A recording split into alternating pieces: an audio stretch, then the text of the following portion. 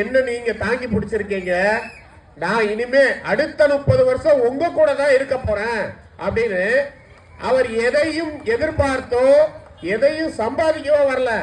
அவர் நினைச்சா ரஜினி மாதிரி செட்டில் ஆகிருக்கலாம். ஆனா நம்ம மக்கள் நல்லா இருக்கணும், நம்ம தமிழ்நாடு தான் நம்ம குடும்பம், நம்ம குடும்ப மக்களை இந்த திமுக தீய சக்தி திமுகவும் அதிமுகவும் மாறி மாறி ஏமாத்திக்கிட்டு இருக்காங்க. அதை புரிஞ்சுக்கிட்டு நமக்கு என்ன செய்யணும் அப்படிங்கிறதுக்காக வந்திருக்காரு. இந்த தாய்மார்கள்லாம் உட்கார்ந்துருக்கீங்கல்ல, நீங்க நல்லா யோசனை பண்ணி பாருங்க. இன்னைக்கு அதிமுக திமுக கூட்டம் நடக்கும். எந்த கூட்டத்திலேயாச்சு அவங்க காசு கொடுக்காம ஆட்களை கூட்டு வந்திருக்காங்களா? எல்லா கூட்டத்திலையும். ஏன்னா அவன் கட்சிக்காரனே காசு கொடுத்தாதான் அந்த வேலையை செய்வான். இன்னைக்கு நிலைமை அவர்களுக்கு அப்படித்தான் இருக்கு.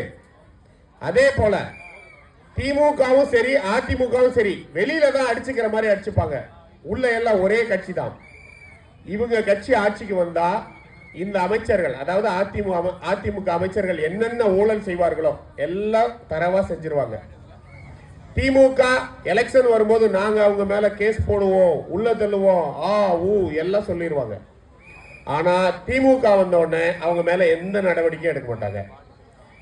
திமுக அமைச்சர்களும் இதே ஊழலை மறுபடி செய்வாங்க.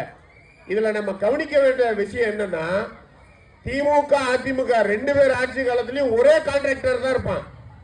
அவன் இருக்கும்போது இவனுக்கு வேலை செய்வான், இவன் இருக்கும்போது அவனுக்கு வேலை செய்வான். ரொம்ப சுமூகமா அந்த கான்ட்ராக்ட் எல்லாம் மாறும். 5 வருஷம் முடிஞ்சிருச்சு, திமுக கான்ட்ராக்ட் எடுத்தவங்களாம் என்ன ஆகும் அப்படிலாம் நீங்க யோசிச்சீங்கன்னா ஒன்னும் ஆக மாட்டான். அதிமுக வந்தோடனே அதிமுக, அதிமுக இல்லைன்னா திமுக அப்படின்னு. இந்த தமிழ்நாட்டில் கடந்த 30 வருஷத்துக்கு மேல ஏகப்பட்ட இந்த கட்சிகள் வந்து மறுபடி ஆட்சிக்கு வந்தது. இந்த அமைச்சர்களும் சரி எம்எல்ஏகளும் சரி, ஏன் உங்க பகுதி கவுன்சிலர் ஆனாலும் சரி, முதல் முறையா அவங்க அந்த பதவிக்கு வரும்போது அவங்க கிட்ட எவ்வளவு காசு இருந்தது யோசிச்சிருக்கீங்களா? இன்னைக்கு அவங்க